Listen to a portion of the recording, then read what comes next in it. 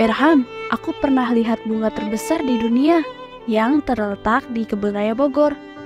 Coba tebak apa namanya? Apa ya? Lupa. Rafflesia arnoldi yang dijuluki bunga monster. Diameternya sekitar 91 cm dan beratnya 7,5 kg. Tapi sayangnya bunga ini berbau busuk. Wah, baru tahu aku. Terima kasih Bella. Hari ini kita dihidangkan kekaguman yang lebih spektakuler lagi. Apa tuh?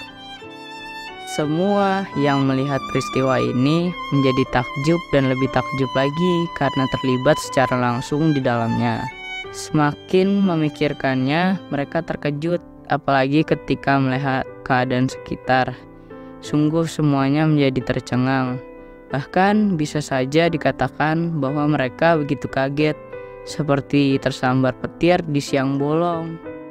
Wah, benar-benar surprise. Apaan sih? Siapa mau tahu? Yuk perhatikan.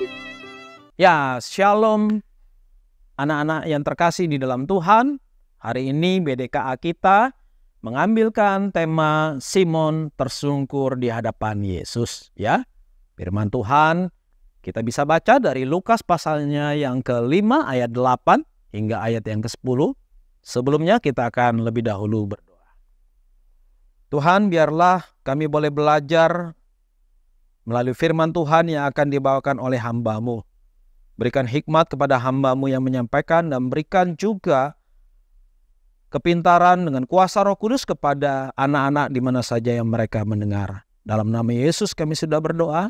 Amin. Anak-anak yang terkasih dalam Tuhan, kita sudah mendengar bagaimana Simon Petrus bisa menjadi seorang murid Yesus. Dimulai dari hal yang kecil saja. Ketika dia diajak oleh Tuhan Yesus untuk menjala ikan dan menebarkan jalannya ke suatu tempat ya pada hari yang sudah pagi di mana sudah terbit matahari, maka Simon Petrus kemudian mengikutinya ya. Dan ketika kemudian dia melakukan perintah Yesus untuk menebarkan jalannya ke tengah laut, maka yang terjadi adalah di luar perkiraannya anak-anak. Dia kaget, tapi sekaligus juga dia gembira sekali ya. Sehingga kemudian dia melihat bagaimana jalannya itu menjadi penuh sekali oleh ikan-ikan. Wow, dia menariknya sekuat tenaga. Berat sekali. Harus dibantu oleh teman-temannya yang lain.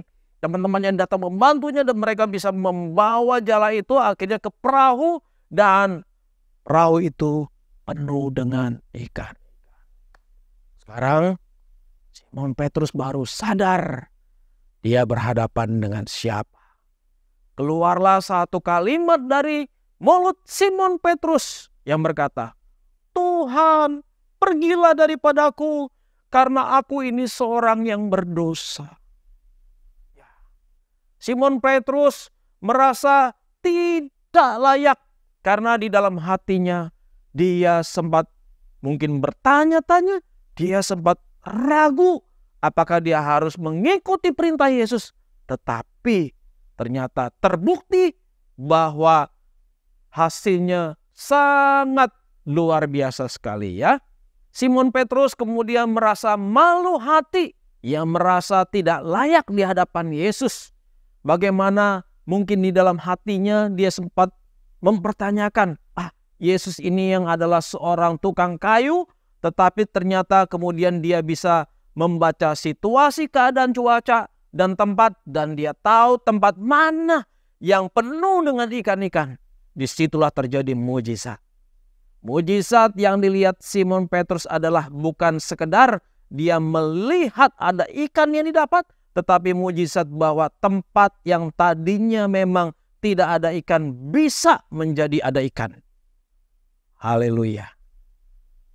Simon Petrus yang selama ini mengandalkan kekuatan dirinya menjadi sadar bahwa ia tidak boleh mengandalkan kekuatan diri, pengalamannya, kepandaiannya. Simon Petrus menjadi takjub kepada Yesus karena Yesus adalah seorang yang hebat, yang baru saja ditemuinya.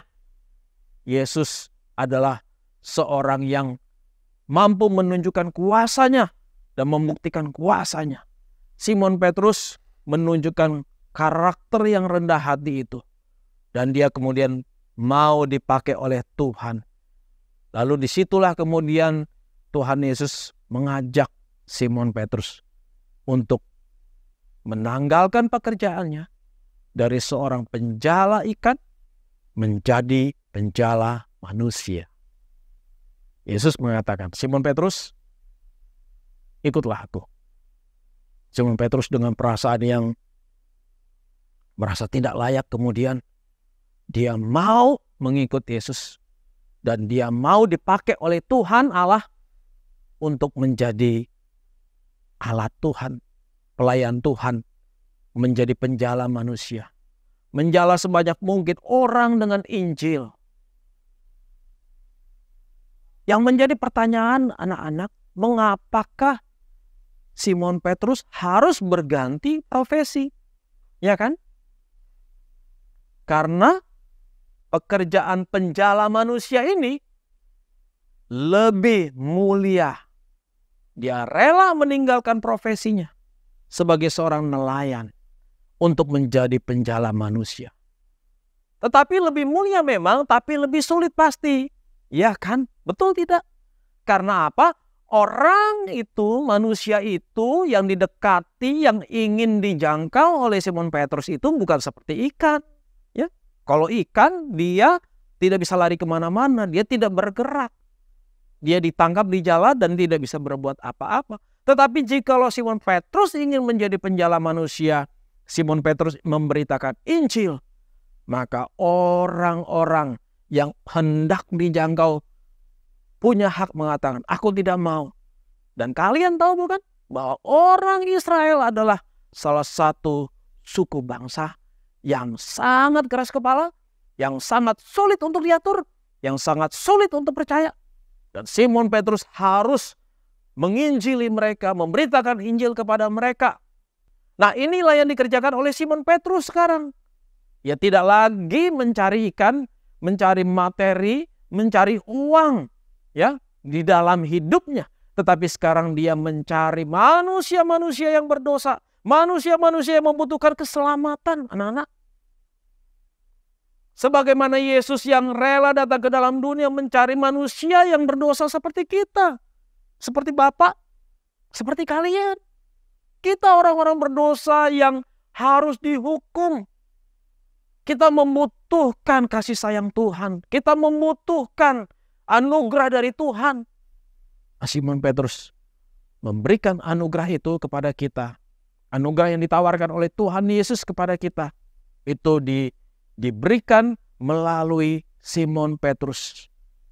Tidak banyak orang yang mau seperti Simon Petrus ini menjadi penjala manusia. Contoh-contoh yang merupakan profesi sebagai penjala manusia itu adalah para pendeta, para penginjil, misionaris, dan lain sebagainya. Yang Tuhan panggil secara khusus untuk mengabarkan Injil ke daerah-daerah yang jauh, ke daerah-daerah yang pelosok, ke daerah-daerah yang sulit, ke daerah-daerah yang miskin. Mereka harus rela hidup dalam kesusahan dan kesederhanaan, kemiskinan. Tetapi banyak orang-orang yang pintar yang Tuhan mau panggil dan pakai mereka untuk meninggalkan kesenangan dunia itu, untuk memberitakan Injil, anak-anak. Itu karena kuasa Tuhan, bukan karena maunya mereka. Salah satu contoh yang kalian mungkin belum pernah dengar namanya adalah seorang yang bernama Eric Liddell. Ya, siapa dia? Eric Liddell adalah seorang dari Skotlandia. Ya, semula adalah seorang atlet pelari, anak-anakku. Ya, dia berprestasi. Bahkan dia sampai dikirim menjadi atlet yang bertanding di kejuaraan Olimpiade. Ya, pada waktu itu diadakan Olimpiade di Prancis tahun 1924. Eric Liddell harus berlatih untuk bisa menang, menjuarainya, meraih emas seperti yang dia impikan. Dia bukan hanya pelari, tapi dia juga orang yang taat untuk beribadah. Ketika dia mengetahui bahwa jadwal berlarinya itu jatuh pada hari Minggu, hari ibadah. Wah, dia ingat, ini hari Minggu, hari beribadah. Aku tidak boleh bertanding pada saat hari Minggu. Maka dia kemudian dengan berat hati mengatakan kepada panitia, maaf, saya harus beribadah, memprioritaskan Tuhan. Aku tidak bisa bertanding pada hari. Lalu kemudian dicari-cari bagaimana caranya dia bertanding, tapi tidak bisa. Akhirnya dia dipindahkan ke lomba lari yang bukan spesialisasinya. Seharusnya dia berlari di nomor jarak pendek 100 meter, tapi kemudian dia pindah ke jarak menengah. Dan Tuhan memberkatinya. Dia bertanding di jarak menengah dan dia berhasil meraih juara. Wow, ya. Ya, Eric Liddell berhasil memperoleh emas Olimpiade. Emas yang diinginkan oleh banyak atlet-atlet sebagai tanda dia sudah berhasil, dia sudah sukses. Dan dia masih bertanding setelah itu dan dia berprestasi banyak sekali. Tapi kemudian Tuhan panggil Eric Liddell. Dia menyerahkan diri menjadi hamba Tuhan. Dan kemudian ia meninggalkan profesinya sebagai atlet yang penuh dengan prestasi dan tentunya banyak harta, banyak uang yang dia bisa dapat dari semuanya itu. Lalu dia kemudian menjadi misionaris. Eric Liddell dikirim ke Tiongkok, ke Cina untuk menjadi misionaris di sana. Eric Liddell kemudian menjadi seorang penjala manusia. Ya, Eric Liddell kemudian menjadi seorang yang mencari orang-orang berdosa supaya mereka diselamatkan dengan anugerah dari Tuhan. Kiranya firman Tuhan ini boleh menggerakkan hatimu. Siapa tahu engkau adalah orang seperti Eric Liddell yang Tuhan bisa pakai. Siapa tahu engkau adalah orang seperti Simon Petrus yang Tuhan bisa pakai. Pelayanan ini adalah pelayanan yang mulia. Pelayanan ini adalah pelayanan yang mulia, di mana engkau dipakai menjadi rekan sekerja Allah. Tuhan memberkati. Mari kita berdoa. Sekali lagi kami datang kepadamu ya Tuhan, bersyukur engkau sudah panggil Simon Petrus dan engkau juga banyak panggil hamba-hamba Tuhan untuk melayanimu menjadi penjala manusia. Kami berdoa untuk para pendengar, adik-adik yang mendengarkan renungan ini, kiranya ada di antara mereka yang akan engkau panggil, engkau utus menjadi penjala manusia, menjadi hamba Tuhan yang mengabarkan Injil seumur hidup. Dalam nama Yesus kami sudah berdoa. Amin.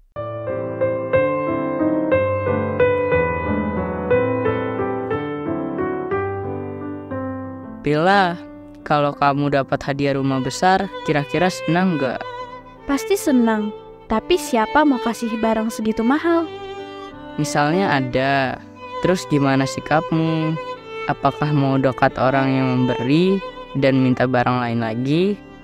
Aku ngerti maksud pertanyaanmu. Ketika Petrus melihat karya Tuhan yang ajaib, maka hal ini membuat dia merasa gentar. Orang berdosa seperti aku, kenapa masih diberi kebaikan ini, begitu katanya. Itu baru benar. Kita harus tahu posisi di hadapan Allah. Sesungguhnya kita sangat tidak layak menerima berkat-Nya yang selalu melimpah. Demikian yang juga dialami Nabi Musa dan Yesaya. Orang yang berjumpa dengan Allah pasti menyadari kebobrokan dirinya dan lebih menghormati Allah yang suci. Terima kasih Tuhan sudah bukakan kondisi kita di hadapan-Nya. Mari lanjutkan baca firman dari Lukas pasal 5 ayat 10 dan 11. Salam.